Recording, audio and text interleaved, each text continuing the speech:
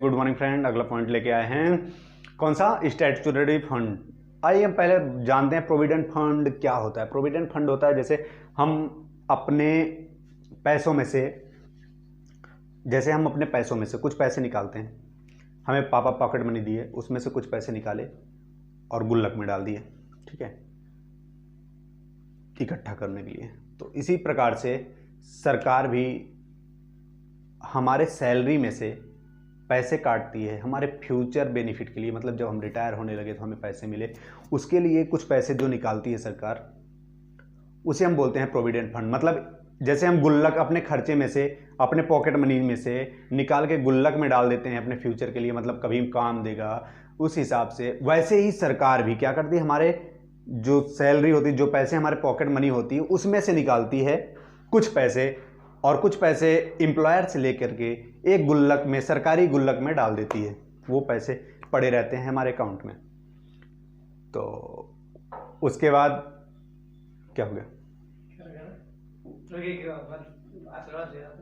तो फिर उसी हिसाब से सरकार हमारे गुल्लक में जब पैसे डाल देती है, फिर जब हम कभी रिटायर होते हैं तो वो पैसे हमें ब्याज में इंटरेस्ट जोड़ करके सरकार हमें रिटर्न कर देती है eight the time of retirement. तो हम आज बात करने जा रहे हैं प्रोविडेंट फंड की। प्रोविडेंट फंड में आता है पहला स्टैट्यूटरी प्रोविडेंट फंड। थोड़ी इधर स्टैट्यूटरी प्रोविडेंट फंड क्या होता है? एम्प्लॉय का कंट्रीब्यूशन, एम्प्लॉयर का कंट्रीब्यूशन, ठीक है, और उसमें ऊपर से डाल दिए इंटरेस्ट। मतलब एक तरफ से आया एम्प्लॉय का कंट्रीब्यूशन, दूसरे तरफ से आया एम्प्लॉयर का कंट्रीब्यूशन, ठीक है, और उसके बाद जो इंटरेस्ट हुआ उसको डाल दिया सरकार ने। तो ये हुआ हमारा स्टैट्यूटरी फंड। और lump sum amount received by the employee at the time of retirement. Lump sum amount, अगर मतलब इकट्ठे एक बार में अमाउंट एम्प्लॉय रिसीव कर लेता है, एक बार में इकट्ठा अमाउंट एम्प्लॉय रिसीव करता है, तो वो एग्जम्प्ट हो जाएगा अंडर सेक्शन 10 सबसेक्शन 1 में, ठीक है, सबसेक्शन 11 में, सॉरी।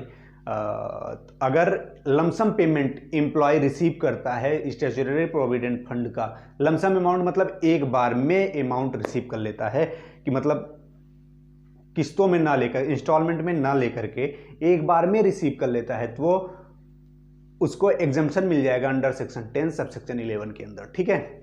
अब आता है recognised provident fund. Recognised provident fund क्या होता है? एम्प्लॉय का कंट्रीब्यूशन, एम्प्लॉय का पैसा और एम्प्लॉयर का पैसा, उसमें जो आया इंटरेस्ट, एग्जम्प्ट इंटरेस्ट अगर 9.5% पर एनम के हिसाब से है तो एग्जम्प्ट हो जाएगा, ठीक है।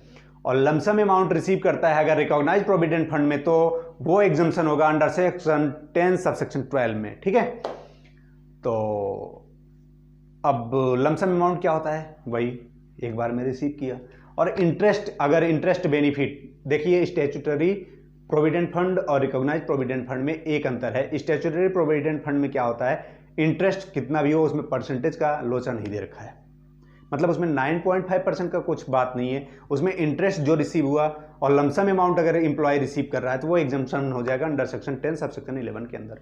और अगर रिकॉग्नाइज्ड प्रोविडेंट फंड में 9.5% पर एनम से ऊपर का, 9.5% पर एनम के ऊपर का इंटरेस्ट आ रहा है तो एग्जम्पशन नहीं मिलेगी। एग्जम्पशन अप टू केवल 9.5% तक अगर इंटरेस्ट आ रहा है तो एग्जम्पशन मिलेगी इंटरेस्ट की, नहीं तो नहीं मिलेगी।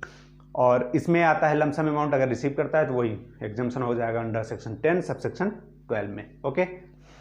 ये लमसम पेमेंट में जैसे रिकॉग्नाइज्ड प्रोविडेंट फंड है तो उसमें लमसम पेमेंट क्या होना चाहिए? लमसम पेमेंट होना चाहिए मतलब अगर एम्प्लॉय, उसमें कुछ कंडीशन दे रखे हैं, जैसे एम्प्लॉय है वो अगर सर्विस दिया है 5 साल तक या उससे ज़्यादा, 5 साल या उससे ज़्यादा सर्विस करता है तो एग्जम्पशन मिलेगा अंडर सेक्शन 10 सबसेक्शन 12 में।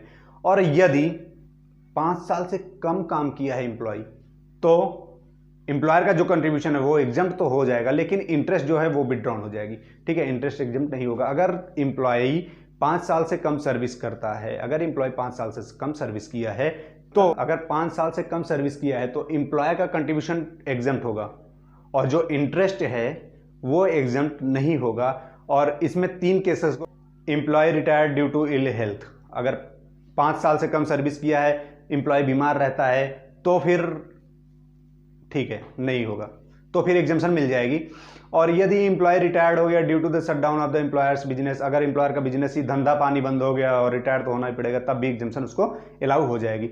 और यदि employee has retired with the instruction that his balance in RPF should be transfer to the new employer, ठीक है। अगर मतलब ऐसे छोड़ के जा रहा है कि और अपने जो पुराना उसका आरपीएफ था रिकॉग्नाइज प्रोविडेंट फंड का, वो अपने ले जाकर नए एम्प्लॉयर के पास ऐड करवा दे रहा है, तो भी उसको एग्जम्पशन मिल जाएगी, तो भी वो माना जाएगा 5 साल से ऊपर सर्विस की है। मतलब विड्रॉ नहीं कर रहा है अपना, ले जाके दूसरे एम्प्लॉयर से लिंक अप करवा दे रहा है अपने उसी प्रोविडेंट फंड को, तो भी एग्जम्पशन उसको अलाउ हो जाएगी, ठीक है। और आज के लिए बस इतना ही। अगर हमारा वीडियो आपको अच्छा लगा हो तो please like, share and subscribe. Okay, bye bye.